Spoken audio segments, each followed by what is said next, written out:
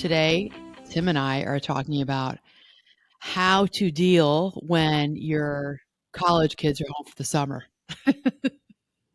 or how to deal with your teenagers when they're getting to that age when they do not want to really talk to you anymore and you're relevant and they want to just live their lives independent of you, but they still live in your home. So that's today's topic. I like this topic. And it's one that we know very well because we've experienced it. Well, in recent memory, we know it as the parent and the adult, although I think I was probably this way as a teenager. Probably so. Yeah. It, Yeah, probably so. but And you were the opposite. You were I was the opposite. Tim was a goody two shoes when he was in high school, and I was the opposite. So let me ask you a question because I think this will help. And we've talked about this before. I think you've talked about it before. Defining mastery, like at what point does someone become a master of something, Yeah. right? So in that context, could you say that you and I are masters of this topic? I don't know that you ever achieve mastery in parenting. I just don't. How about mastery in experience of parenting? Maybe not mastery Well, of that's a play having it on down. words. I mean, it's semantics. I think that it's something that we continue to strive. Well, you and I think, well, I'll speak for myself. I continue to strive to improve and be better with where I and the kids are at this point in their lives in the present moment. So, we don't have 5 6 year olds anymore. We don't have 11 12 year olds. We don't have 17 year olds. We've got adults.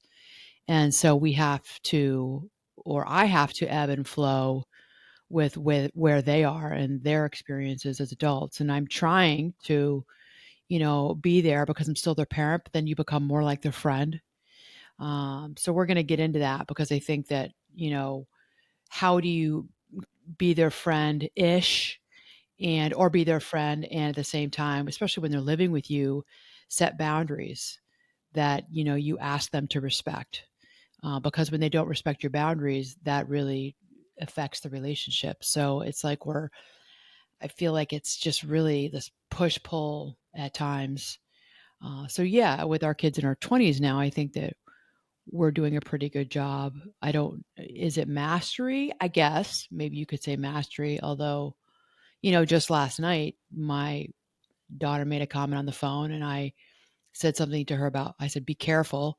And she took it literally and it's like, why should I be careful, mom? It's not about me. It's not about me. I'm like, oh my God. Okay, we need to just get off the phone. I mean, there's stuff and it's like, like I was bugging her and then she started bugging me. And is that mastery? No, I don't know. It's just relationships. It's a mother daughter relationship Yeah. where she takes literally everything I say word for word to heart and and she takes it personally and also maybe I ought not to have said to her what I did. So I don't know if it's mastery. Maybe it's mastery in progress. Yeah. I don't know. It's interesting though. It's a different time, with a With different. us. And for those of you who have kids in your 20s or, who are back home for the summers from school or have moved back in with you after graduating college, maybe, or they're not doing college and they're working and they want to spend some time with you, whether you're charging them rent. I know some people are doing that, or you're letting them live with you. It's rent free because they're, have a job or maybe they're in graduate school. They're trying to get themselves on their feet and maybe you want to help them. Um, I don't think that's a bad thing, but there needs to be this mutual respect and boundaries. I mean, I think it's that maybe first or second summer of college coming home. There's that. I mean, that's part of this conversation That was a too, hard summer for right? us. It's Oh my it's gosh. it's going from complete independence for them and separation for us in a house that we manage, and then you bring those two worlds back together and you try and blend them, and everybody's got memories of how it was when you were 16 or 17 right before you went to college, and that's not how it is now for Well, they anybody. had right, they had curfews and they needed to let us know where they were. They had to have their location on. Um, you know, and then the summer home from college, I remember this with several of our kids. they would turn their locations well, they turn their locations off when they were in college. It's fine because, you're away and, out of sight, out of mind in a way. We don't worry about you on a Friday night when you're 7 hours away, 14 hours away, or even an hour away. You're at school and you're living in a dorm, and we respected their independence. They're college kids.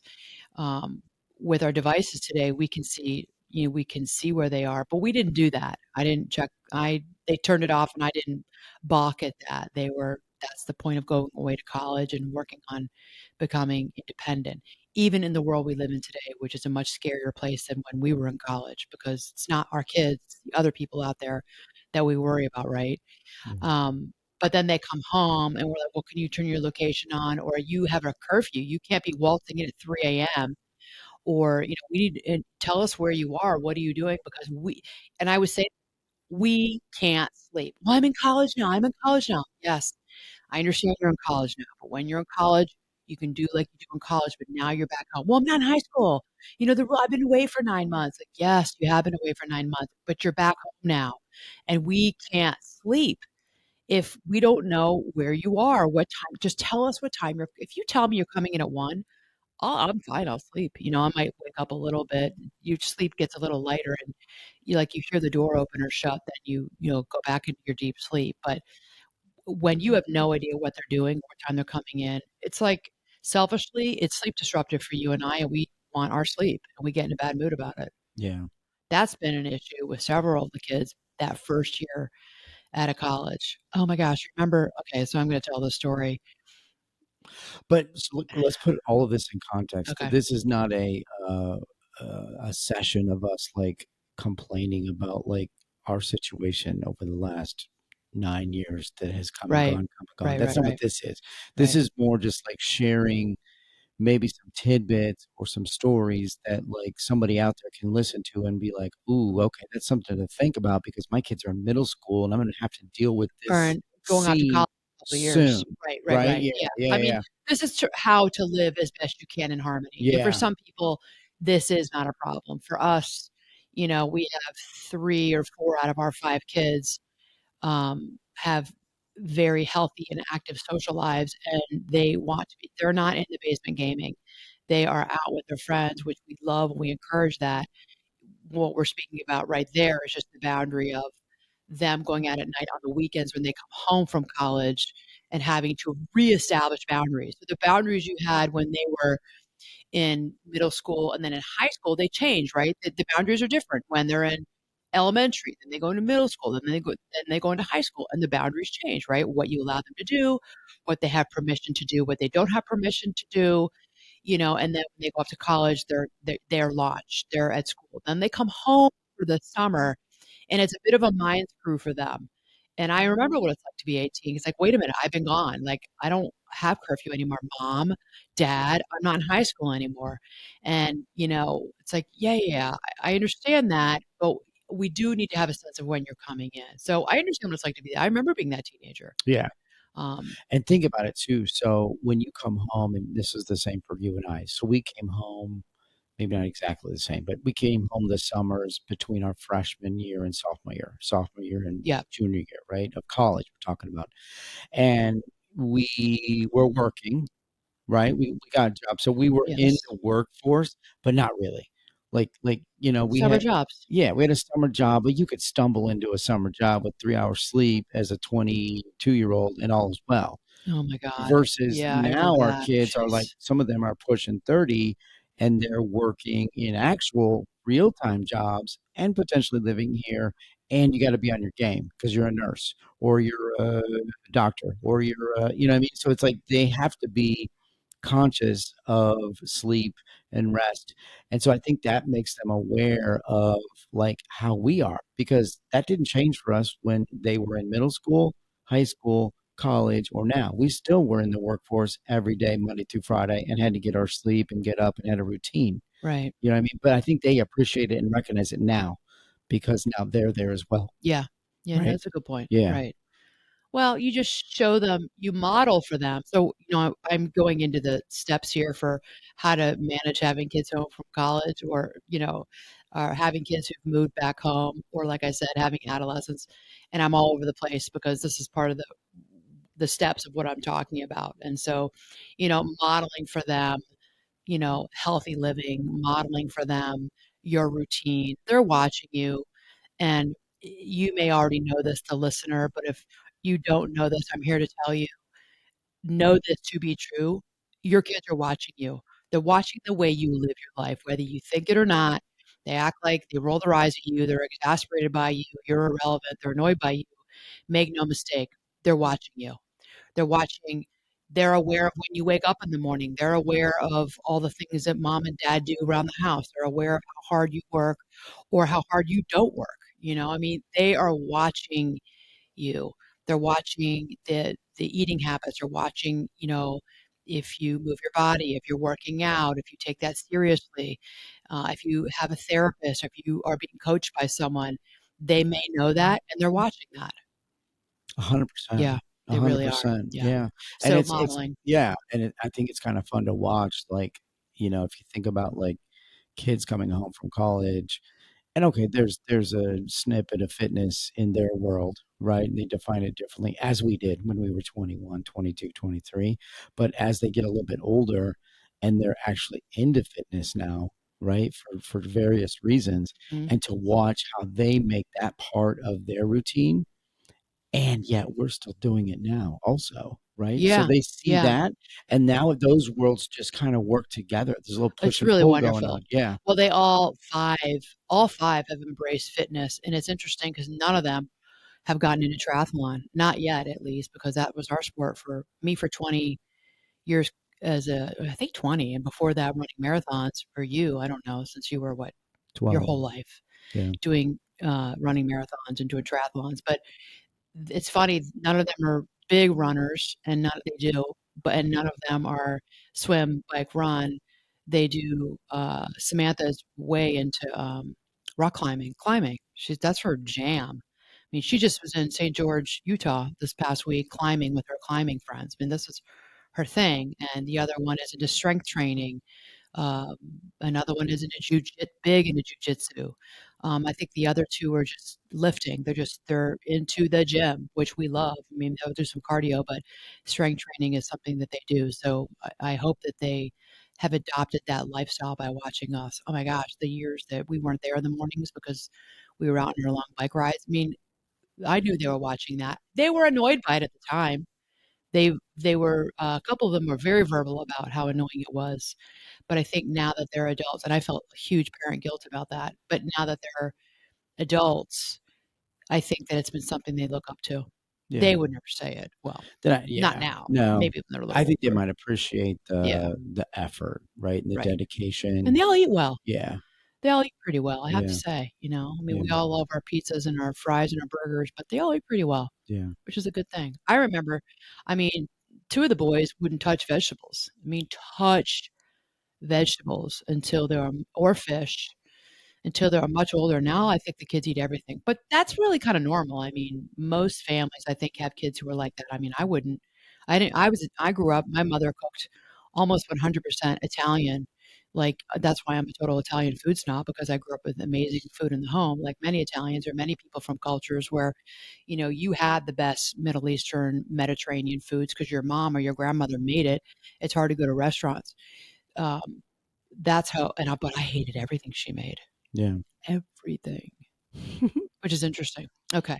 So, we talked about setting boundaries with your kids. So when they come home or they're adults and they're back, you need to set new boundaries with them and have a conversation with them around, okay, this is what it's like today. But rather than air quotes setting down the law or setting down what the rules are, this is a conversation with them. This is a dialogue about boundaries.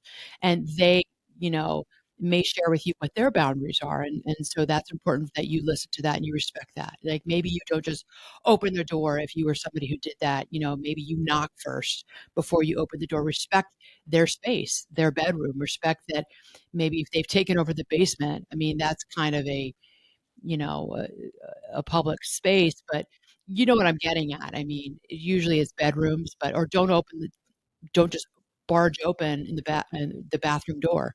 And you may have to talk to your other kids, or the kids may have to talk. If there's more than one home about respecting each other's boundaries when they're home. Like, you don't just barge in on each other, respect your time in the bathroom if you share it with somebody else, don't barge into each other's bedrooms. Yeah. Okay, so that's a really big one. Boundaries, model behavior as parents, model to them how you live your life, and they're watching that. So that's important. At the same time, it's important that you encourage them to be independent. Encourage that independence, encourage them in their jobs and whatever they're doing. If they have a hybrid summer job, if they're going, out of the home every day to a job, or they're doing all remote, encourage that independence and encourage their independence in their social life too. You don't need to know everything about what they're doing or where they're going. That's a part of their being independent adults.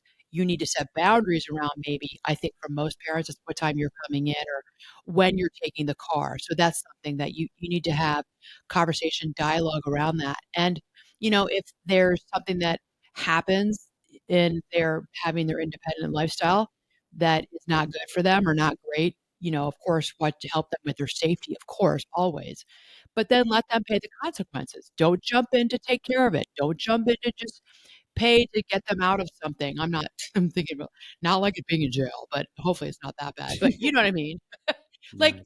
give them money because they ran up all this debt on their credit cards. And it's like, I'm in total debt and I'm all stressed out because I have no money. It's August. I'm going back for my senior year of college. Okay, well, let's talk about how that happened. And let's talk about how you are going to fix that for yourself. And that can be really hard for parents, especially if it's like, I have the money, I can give it to them. Let me just take them out of their pain. Well, there's something to letting them feel the pain and paying the consequence.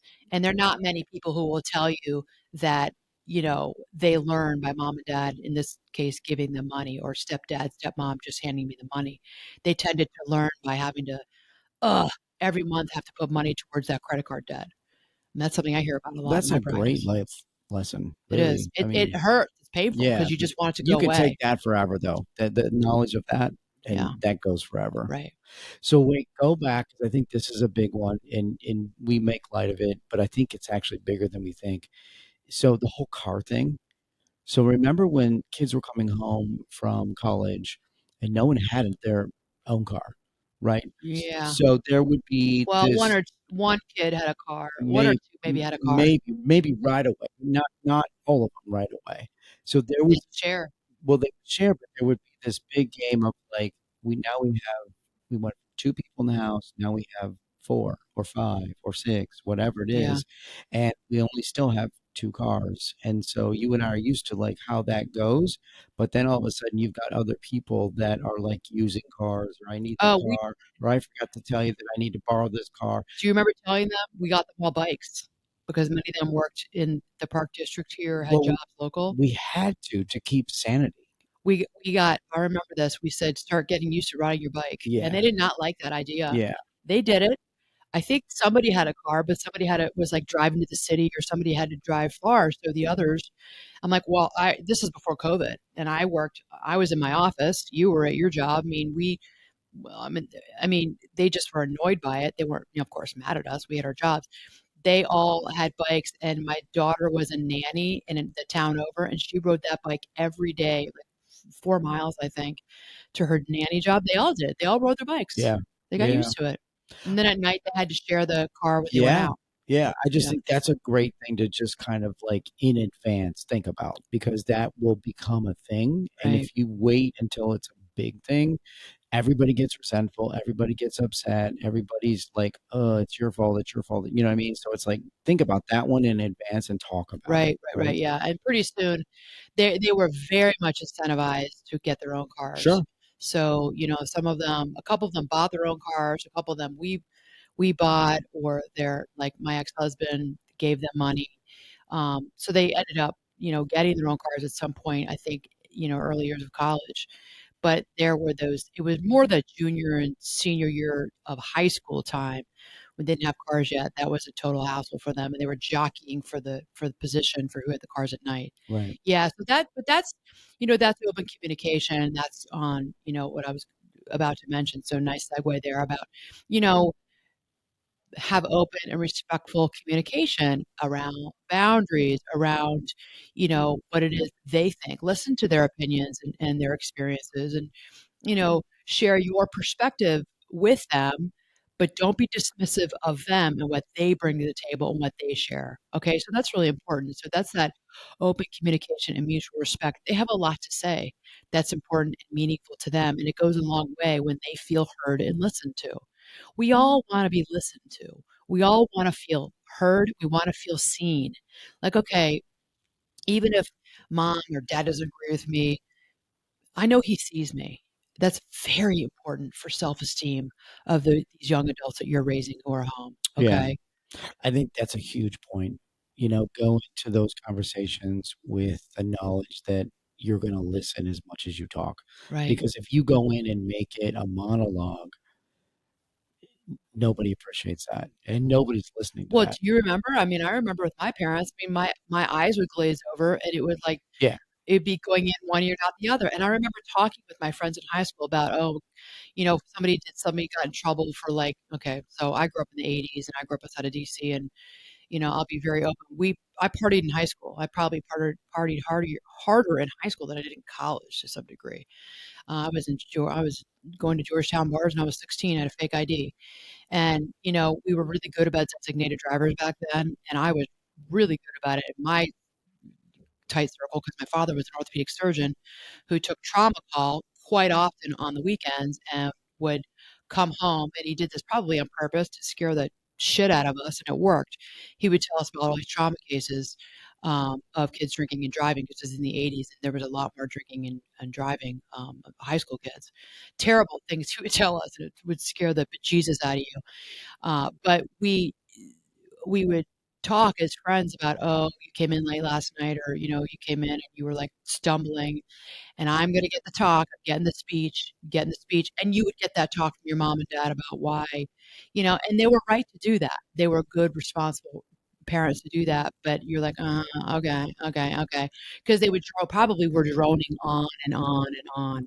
And I know that I have done it. I know that you have done it. I've watched the kids looks on, on their faces when we have done that. You're trying to impart some knowledge or wisdom to them, and they just are not open to it.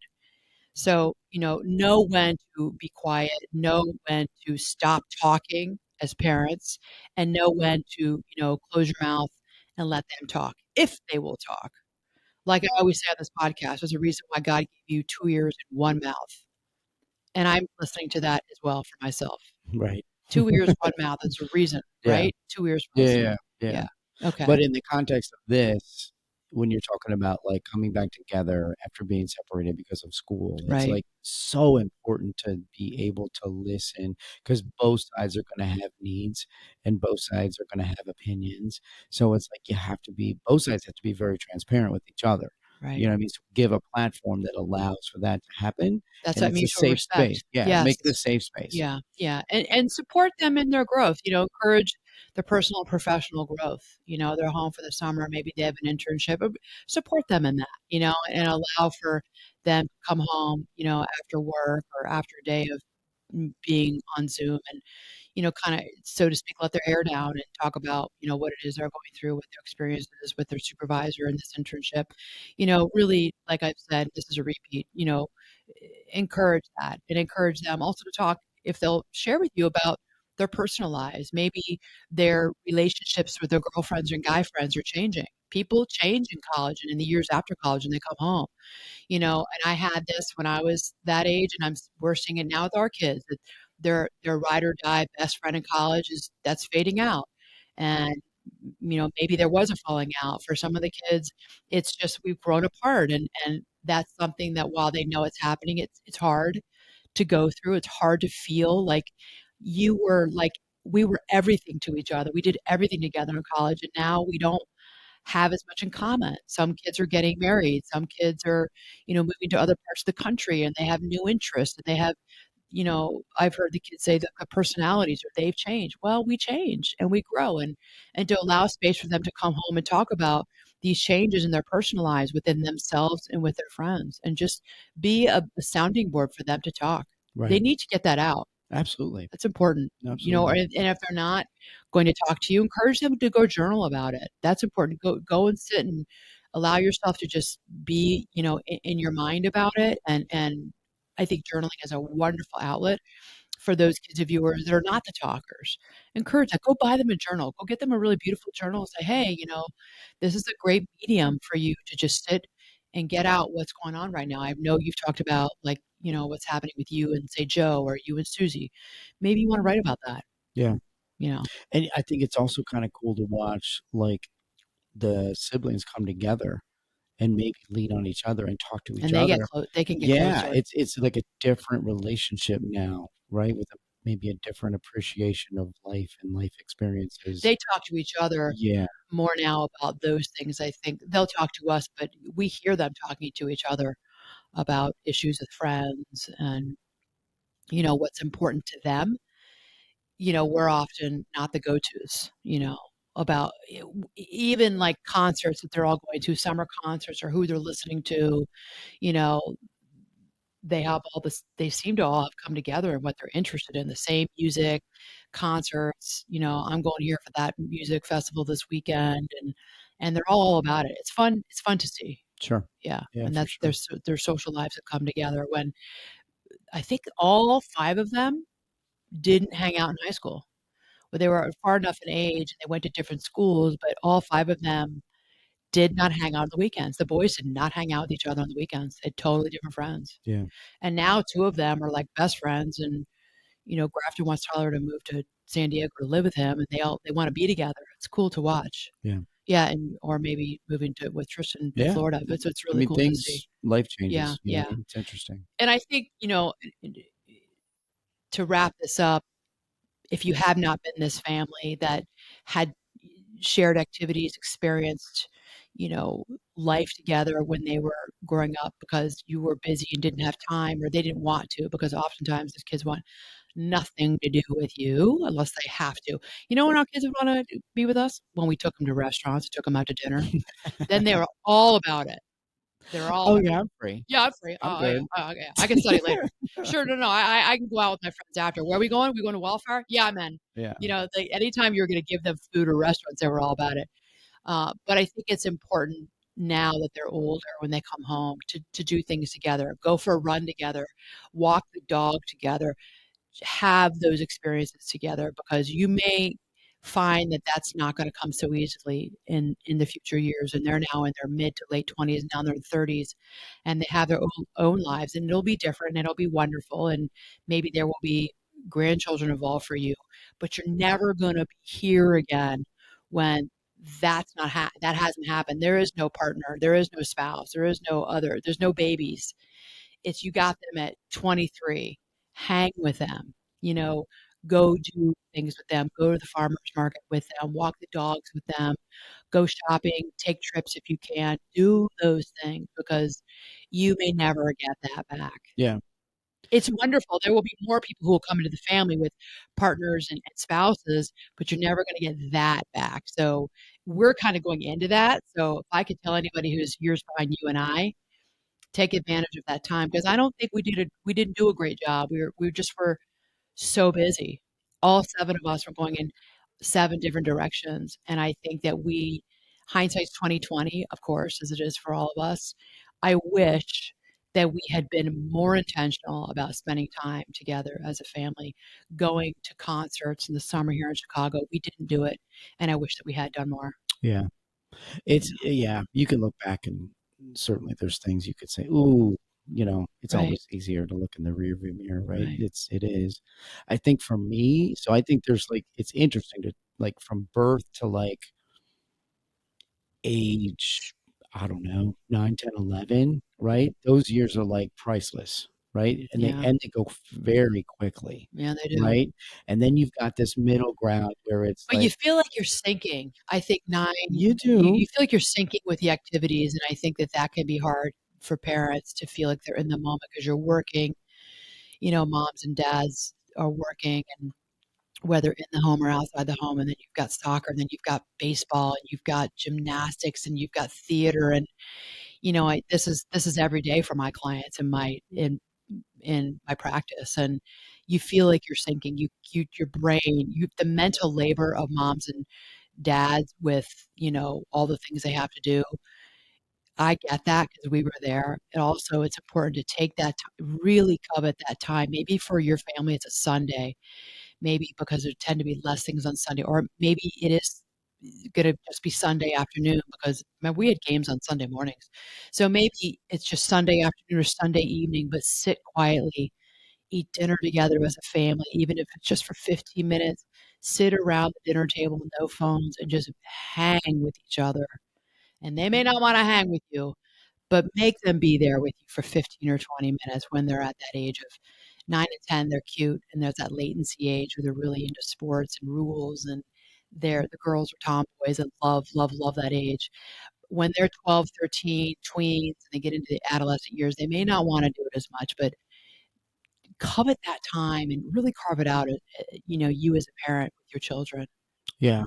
And I think it's so I think if you fast forward also, so you have those middle years where it's, it just is, right? 12, 13, 14, 15, all the way up to whatever it was.